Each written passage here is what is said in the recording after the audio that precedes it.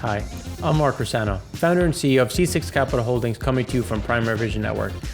It's a little off. I know we have our EIA day on Friday, and it's because of Martin Luther King, and then because of the inauguration, it all came out on Friday. So nice little data dump to head into the weekend. So the way we're going to structure this one, we're going to talk about what Biden has done in the first 48 hours or so of his presidency in terms of impacting energy. And then we're going to go through, obviously, the numbers. Segment 2 is going to go deeper into what do we think is going to happen in terms of refined product demand. And then part 3 is going to be that global look, looking at U.S. exports as well as what's happening in the global market. You know, a lot of things happening. We'll have our primary vision frac spread out soon, as well. But trying to get through some of this just to give you a little taste of what's to come over the next 4 years from an energy perspective. So just kicking it off, we're just going to look at the Keystone pipeline. So now, to be clear, we said when Trump first became president, it was going to take more than 4 years to get this built. And the reason was a lot of issues were at the state level as well. So some of the complaints, some of the issues were residing within state courts and were working through the system that were eventually going to go into to a federal hearing. So Montana is just one area that has seen a significant amount of backstop where they still hadn't even heard some of these cases, or they had heard the cases and they're in the appeal process.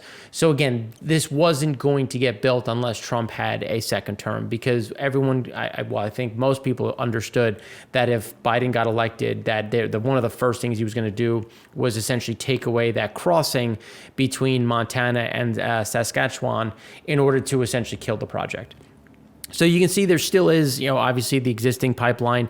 The view or the hope was that you were going to increase this pipeline, the dotted line here, and it was going to carry an additional 800 or so thousand barrels a day, and it was going to head into the coast with about, let's call it anywhere from 60 to 75 to 80% of it being consumed by the Gulf of Mexico, and the rest being going into the export market. Instead, it'll stay on rail, and it'll sit there and die a slow death on the waiting on the shelf for, I don't know, a change of heart. Who knows at this point? But let's just be fair. This is essentially dead at this point in time.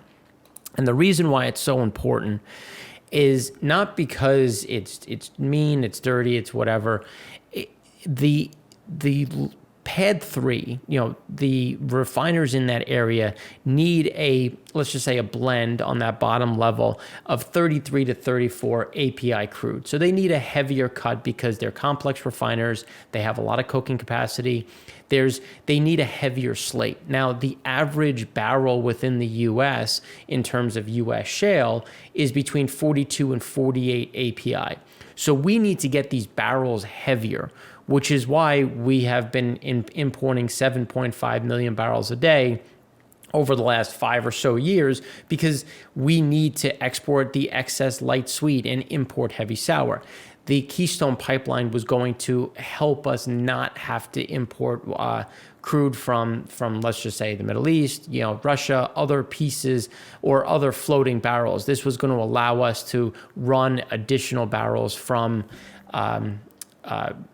Canada instead of turning abroad. So again, this is a knock to, not that we're ever energy independent, because we don't have the right crude. So, but this is something that is just means that we're gonna have to continue to turn outward, continue to import crude in order to meet what the requirements are from the refiner. This isn't, I'm just gonna run more light sweet. They don't have the physical capacity to do so because of organic chemistry, because of the backdrop and the slate that comes with the different types of oil. So the way we try to simplify it is, when you have 1,000, if you run heavy crude, you start with 1,000 carbon molecules, just an example, and with light sweet you start with 100. Now, each part of the process steals its part of the pie. It's going to take a certain amount of that carbon away from the cycle. So as you go through it, you're going to, when you start with 100, by the time you get to the end of the process, you don't have the same type of product as if you started with 1,000. And there you can make a much broader type of product. And at the time when we built a lot of these facilities, the light sweet was at a premium to heavy sour. So we created our stuff for heavy sour, and we have the process to make a wide suite of products utilizing catalysts, utilizing a lot of these different infrastructure.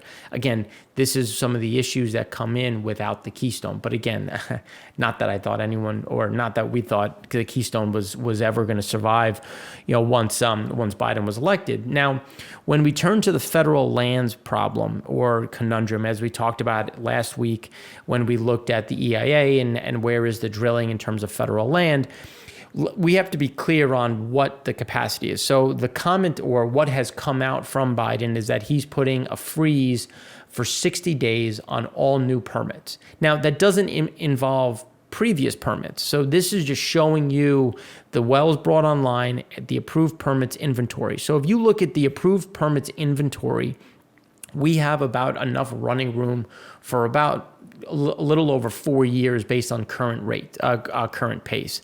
Now, the approved drilling permits are obviously, that's 7,361. So clearly we have running room. This isn't going to be a problem right now. It's going to be, as we go forward, what are E&Ps going to do. Now, this is also going to have an outsized impact for the smaller E&Ps that may not have the permitting because they don't have the pocketbook or the ability to make that kind of spending, where the bigger E&Ps have this capacity. So again, these are some important things to think about. But in the near term, or even on the medium term, there really isn't going to be that impact. The question is the question becomes, what does this turn into? Is this the start of something much bigger that would have some overarching problem? Now, before we get into the U.S. data, I wanted to pull this to the front instead of having it in segment 3, because this is just showing the amount of downtime in 2021 versus the other refineries, and just really showing how we still remain well off of normal run rates during what is really a peak season. Because if you think about peak seasons, it's winter and summer.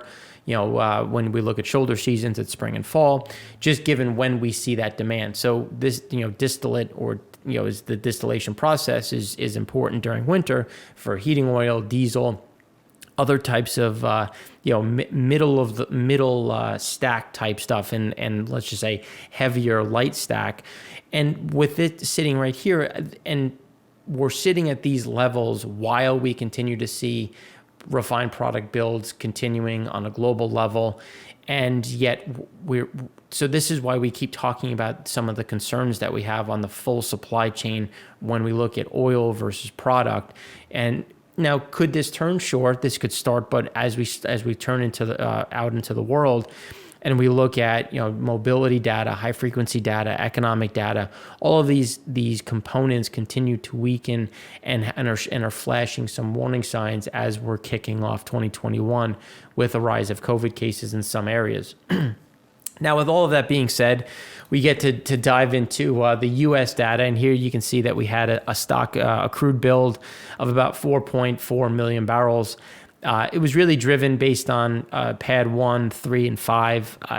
Pad 2 had a fairly large draw, and it was from Cushing, as we said last week, that as Pad 3 started to increase and started to pull down and get a bit more active, they were going to start to draw some of this crude out of Cushing, especially given how deep into backwardation we are, and it makes sense to pull some of this crude out of storage versus being in contango. So that's something that we'll continue. We'll talk about in a second. Now, the crude oil production side, we're going to talk about that in the Frac Spread show. We're getting close to this pivotal number that we've talked about. And for those that get our reports, there's going to be a section on what the actual spreads are and really where are we in terms of holding that line of, let's call it 10.9 to 11 million barrels.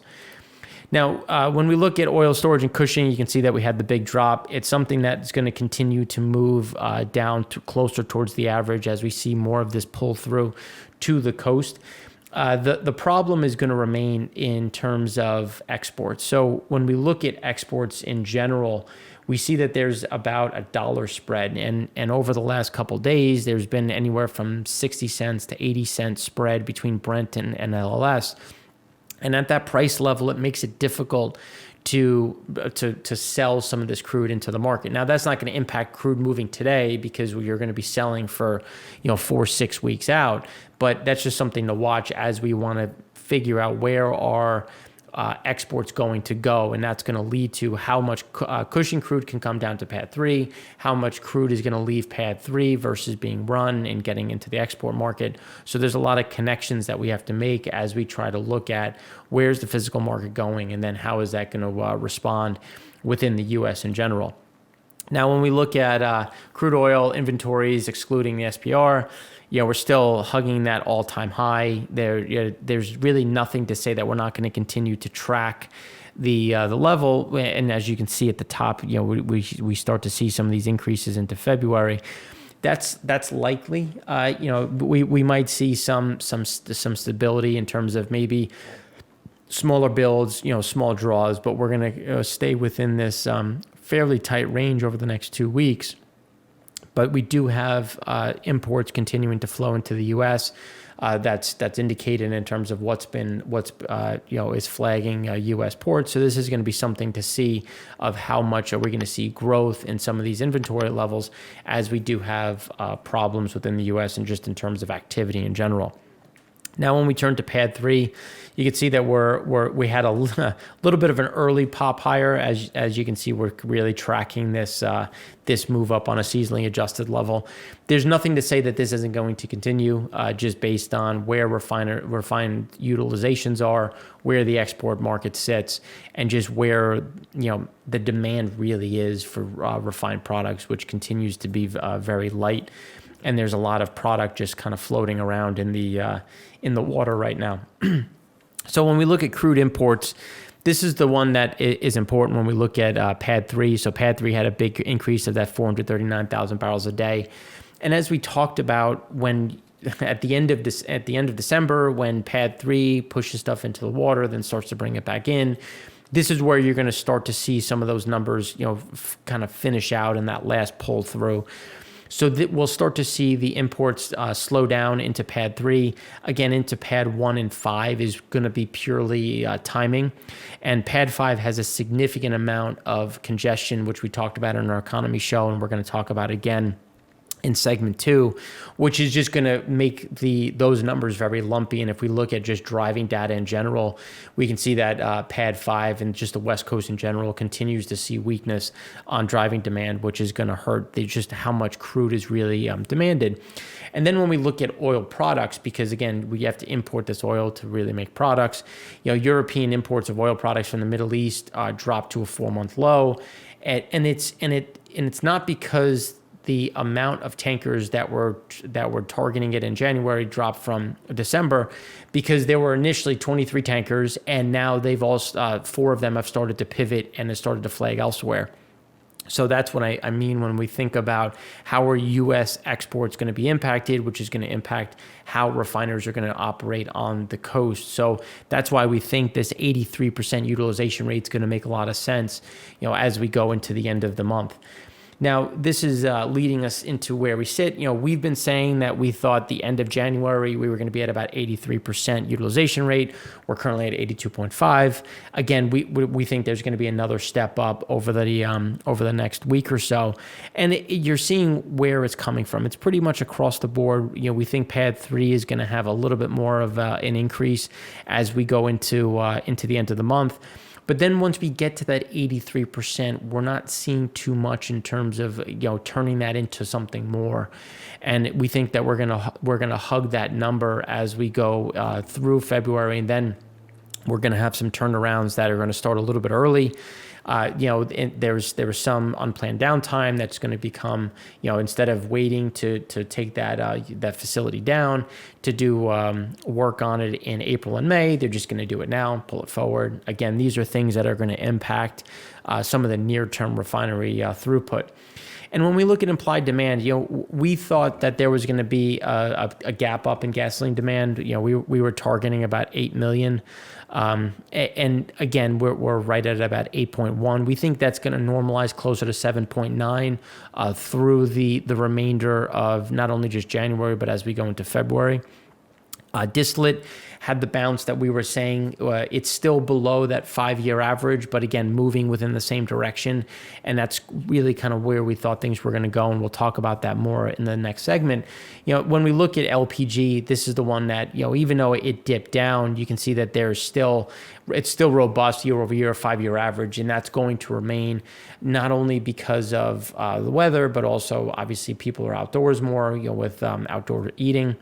And then jet fuel had that big walk back that we talked about, which is going to remain, essentially going to remain at this level and waffle between, let's call it, 950 and 1.1 is going to be kind of that normal range that we're going to see as we go through. I would say the next couple of months. Like there isn't really a holiday or event to drive this anywhere kind of from where it is right now. When we look at floating storage, as we've been saying, it's just going to suck along that bottom of the line. There's really nothing to say that there's going to go up or down by much. We think it'll have a little bit of an increase just based on what's coming into the market. But again, it's not like it's going to go back to the 5-year average. It's just going to stay within the bottom of that cloud and remain at reduced levels. And when we look at imports into PADD 3, it has to marry with, again, those runs. So as the runs increase, you're going to have those imports starting to go back. And as we said, we thought we were going to come into the bottom of the cloud. There's nothing to say that we're not going to continue to go sideways at this point. We might get a little bit of a tick higher as we get a little bit more throughput into PADD 3, and that's going to put us into the bottom, further into the cloud, but still at the very, very bottom of it. And when we look at like West Africa, because there's some charts that we've shown in previous segments, where this is why West African crude just isn't coming into the U.S. as much. The medium sweet is going to some other areas, but without the Keystone, without some of these projects, not that they were planned to come on, but there's going to have, now that it's more permanent, I think we're going to have to see how a refiner is going to react. Where can they pull in and try to work those differentials over the longer term. PADD 2, we said that it was going to follow that 5-year average, and it did in terms of directional. But as we were saying, it's going to follow the trend just at a much higher level, and that's going to remain the case, especially as PADD 2 refinery throughput remains fairly stable. Essentially, through February at this point, we think we're just going to continue to follow and see those movements. And then rounding it out, this is giving you an example of just kind of where we sit on refinery utilization rates. We're back within the cloud in terms of where we are, but we think, as we were saying, we're going to continue to follow this movement, and then we're just going to flatline as we go through the end of January into February at about 83%. Could we get a move to 85%? Yes. Not saying that isn't impossible, especially if there's a little bit movement in the export market. If distillate demand continues to be robust, we could start to see some of this trend closer to 85. But right now, just based on the indicators we're seeing, the demand numbers that we're looking at, 83% looks to really kind of be the case. And the reason why we're getting to that number, we'll go through in a bit more detail as we go into segment 2 and do a deeper dive on U.S. refined products demand and what does that mean for the next couple of weeks.